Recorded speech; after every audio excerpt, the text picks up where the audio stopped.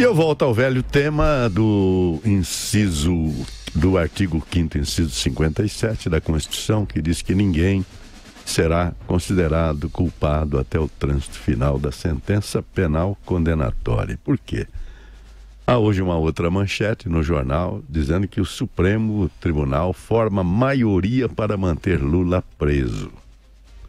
E cita a segunda turma, hein? E a segunda turma do Supremo formou maioria para negar recurso apresentado pela defesa do ex-presidente Lula. Votaram lá o Lewandowski, Dias Toffoli, tudo para manter Lula preso. Mas isso é em sede de habeas corpus. Por quê? Porque no habeas corpus a defesa pede a soltura do réu X, entendendo que a prisão é um ato ilegal, porque não transitou em julgado. E a corte fala, não é ilegal. O Supremo já determinou em sede de habeas corpus que é legal, e foi uma turma que decidiu. Mas está 6-5 a questão, quando foi levada para o plenário, mas Rosa Weber já declarou que em sede de habeas corpus ela vota a favor da prisão porque não há ilegalidade no ato. Mas se colocar em pauta a ADC, a ação declaratória de constitucionalidade, ela vota ao contrário. Porque aí não é decidir se há ou não ilegalidade. Aí é a interpretação estrita do artigo 5º, inciso 57. E ela já declarou, eu não posso sentenciar diversamente do que está claro na lei. Ninguém será considerado culpado até o trânsito final da sentença penal condenatória. Portanto, que pode parecer contraditória a decisão da ministra Rosa Weber, mas não é. Num tipo de processo, ela julga desta forma, não há ilegalidade. No outro, o que se define é a interpretação do artigo da Constituição.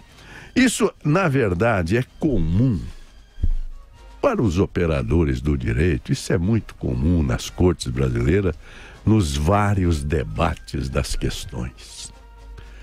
Até porque o que a gente chama de lei, na verdade, o professor Reale, na magistral construção da sua teoria tridimensional do direito, mostrou que aquilo não é a lei, aquilo é a norma, que é o texto escrito de um conceito que tem 3 momentos ou 3 posições ou 3 instituições.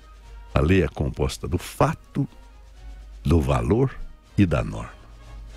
Quando o valor se altera, a lei se altera exatamente porque um dos seus conceitos se alterou. Os senhores querem ver? O adultério não é mais crime no Código Penal brasileiro. Foi excluído. Era crime no Código. Preceito, crime contra a família. Não é mais, embora continue sendo injúria grave para o divórcio. No plano civil. Penal não é mais.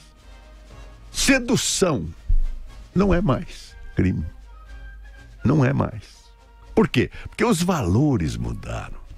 A sedução era crime no tempo de 1942, 50, quando o Código foi instituído, que os princípios da sexualidade eram diversos. Os valores mudaram. E o Supremo tem variado essa posição e às vezes se põe contra a própria evolução do valor, do conceito de valor.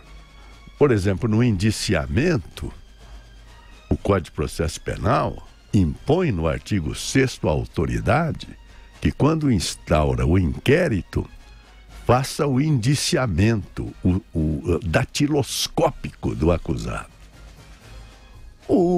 A defesa sempre questionou nos tribunais inferiores, em São Paulo era o TACRIM, principalmente no Tribunal de Alçada Criminal, que já não existe, que isso era um constrangimento para a pessoa que já era civilmente identificada. Por quê? Porque lá no DEIC ficava a turma de fotógrafos do Diário da Noite, da NP, dos jornais de sangue, que a gente chama, para botar o scratch do cidadão na primeira página, tocando piano, como eles falavam, sujando o dedo para botar na ficha datiloscópica do inquérito. O Supremo sempre entendeu por decisão que não era constrangimento ilegal, embora os tribunais inferiores entendessem que era. Hoje é um preceito constitucional, está no artigo 5º, é uma cláusula pétrea.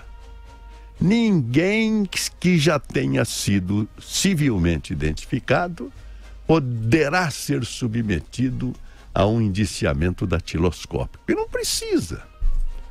No começo da República era preciso, porque quase ninguém tinha certidão de nascimento, não tinha carteira de identidade, essas coisas. Hoje não, o país mudou. Se você já está civilmente identificado, não há razão para fazer outra ficha se já tem a ficha lá dentro. Então, portanto, você não precisa ser fotografado. Vê-se, pois, então, que as normas se alteram, os valores se alteram e a lei vai sendo também alterada. Essa questão da prisão do Lula antes da sentença condenatória ainda será objeto de decisão do Supremo Tribunal Federal em sessão plenária, quando se decidirá a interpretação correta do artigo 5º, inciso 57 da Constituição Federal. Bom dia, São Paulo. Bom dia, Brasil.